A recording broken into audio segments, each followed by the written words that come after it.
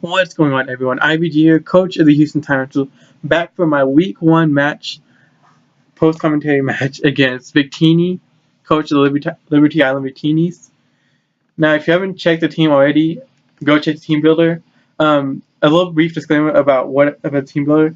Everything is still the same except for one thing. I changed the focus dash on Garchomp to Lumberry because just in case if I get spoiled by a Mungus, I'll still be able to get back up. Or if I get confused by this other change I made, I had changed Dragon Claw to Outrage because I'll be able to hit harder, and without Lumberry, I'll be able to still keep on hitting even if I get confused.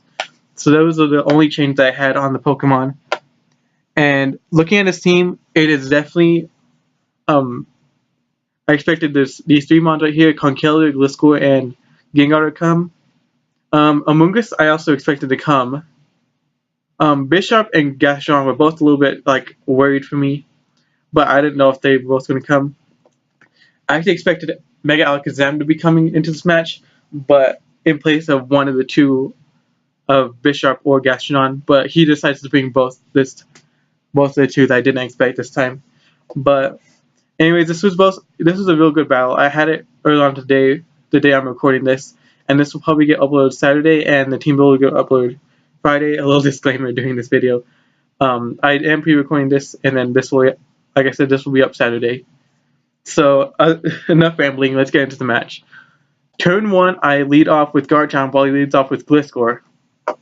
I didn't want to go straight for the rocks, so instead I go for the Outrage. He makes a swap into Gastrodon, and I do heavy damage, leaving him at a third of his health after leftovers. Next, he swaps out into Conkeldurr, and he also takes the Outrage and is left at a little over half, but gets burned by the Flame Wheel because he has his Guts Flame Wheel set. After another Outrage, he's left at 10%. I get confused, but I eat the Lumberry, so the confusion's gone. He ends up just Drain Punching, and after getting health back and taking the rest of the damage, he's around a little bit under a quarter of his health. So he basically swap into a Moongus, and I Outrage again because I have no reason not to, and I get a crit, and after Black Sludge, I leave him at a quarter of health. So this is very looking good and well to me. Next, you bring that Bishop, and I just Outrage here because I really didn't have anything to do, and I also Outrage on this next turn, which he goes for the knockoff. Very shy of taking me out, but it didn't luck me out, and after us, again, he's under a third of his health. I make a swap into a Alola Muck, just in case he does something else, like Sucker Punch, and he ends up failing this turn. So he knocks off my item. I have the Assault Vest, so it's knocked off, and I counter it back with a Break Fake and knock out the Bishop, so that's one kill off it, one Pokemon down on his team. Next, he brings out Gliscor, and I honestly expected him to go for the Earthquake, but he ends up just setting Stealth Rocks up, and I just knock off his Toxcorp, so that way he won't be able to heal. And this was definitely a good play on my part, because this Gliscor would definitely be a bunch of trouble for me if it was toxic because of the Poison Heal. It gets health, I think an 8 or 6 of its health back with Poison Heal when toxic. So it's a good idea for me to knock off the Toxicroak for him. And I'm obviously surprised I didn't go for Earthquake because Crazy Art would have been gone if he didn't click Earthquake.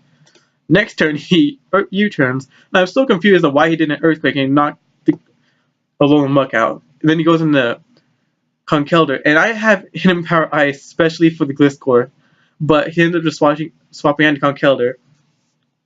Even with the Hidden Power Ice and the burn damage, he's left at 2%, so he is very low. He makes a swap into Gliscor again, and I end up making a swap into Garchomp. I honestly expected him to stay in and probably Drain Punch or Earthquake for damage. So what I did was sack Garchomp off into Rocks, thinking that he would stay in, and the move wouldn't go through, but the bird damage would have gone through, and he would have lost the Conkeldurr right there. But he ends up making a swap into Gliscor and deciding to save the Conkeldurr for later. So definitely good play on his part. Now next, I go into Superior because he doesn't have a switch in for this thing. He goes to swap into a Moongus to take the Leaf Storm, but it's still not good on his part because I am at +2, and I also carry the move Hidden Power Fire, which, as you see after this turn, knocks him clean out. I'm pretty sure the clear didn't even matter. Maybe it was a roll, but I don't think it actually mattered because I was at +2 and it would have knocked him out.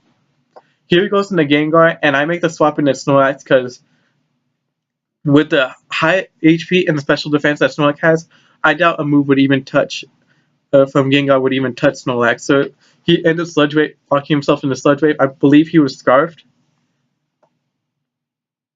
or Spexed, and that ends up doing nothing to me. So he makes a swap into Gliscor, and I recycle the Figgy Berry and Earthquake him. Oh, let's just move back to that turn with the Gengar. I Earthquake him and leave him at 3%. I was so mad because I'm pretty sure that was the lowest roll with the set of on Snorlax that I have. So like I said, he goes into Gliscor and I recycle the Figgy Berry back. He Earthquakes and I go for the Curse. That way the Earthquake will do less damage than it does normally.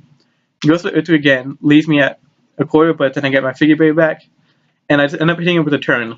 Now, I don't know what the problem is, but I'm getting these low rolls and it's not ending up killing the Pokemon. Here he gets a crit with Earthquake, but I just recycle the Figgy Berry back. Because I'm pretty sure even if you're gone a crit, I'd be under 50% and I'd still get the Figgy Berry back. And I recycle again to get the Figgy Berry back, and he Earthquakes, I get health back, and I return to finish him off. Thank goodness this thing is gone, because this was probably one of the most threatening things on this team. He goes into Conkeldurr, again, low percentage, mind you that. He Drain Punches, doesn't kill me because due to calcs they've already done that much damage. +1 defense. +1 return, doesn't kill him. Leaves him at 3% even after burn. Guys, I don't know what the problem is. What's with these low rolls? I have no idea.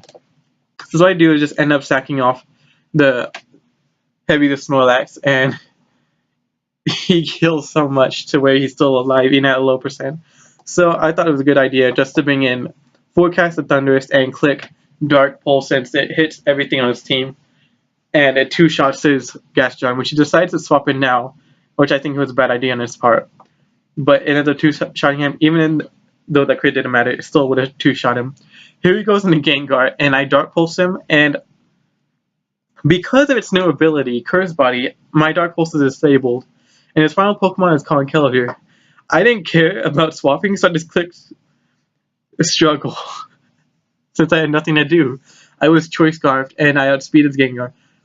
And I was locked into Dark Pulse, so I just clicked Struggle because I didn't want to make a swap into anything. I didn't want to swap, and Struggle was the only move I had, so I was like, oh well. I just clicked it, and Conkeldurr is gone. So that's the end of the game. Good game to Victini. Very well at prepping on this part. If you don't know, this guy prepped a whole bunch for my battle, and he's going to start doing a bunch of prepping in his other matches. And if he decides to record him, go check him out. I'll have a link to his channel in the description below. But anyways, thank you guys for watching. I hope you enjoyed, and we'll see you all next time.